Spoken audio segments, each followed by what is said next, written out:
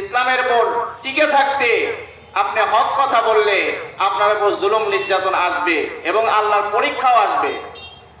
আল্লাহ রাব্বুল আলামিন অপর জায়গায় বলেন, وَلَنَبْلُوَنَّكُمْ بِشَيْءٍ مِّنَ الْخَوْفِ وَالْجُوعِ وَنَقْصٍ مِّنَ الْأَمْوَالِ وَالْأَنفُسِ وَالثَّمَرَاتِ وَبَشِّرِ الصَّابِرِينَ।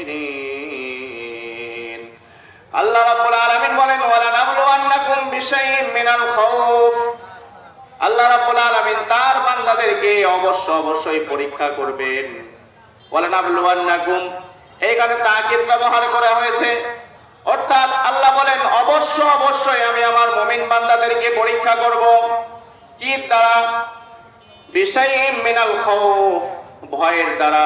অর্থাৎ যখন কোনো মানুষ ইসলামের উপর টিকে থাকবে, হক কথা বলবে, কোরআনের কথা বলবে, সত্য কথা বলবে, মিথ্যা কথা বলবে না, তখন সেই মানুষের উপর ভয় আসবে।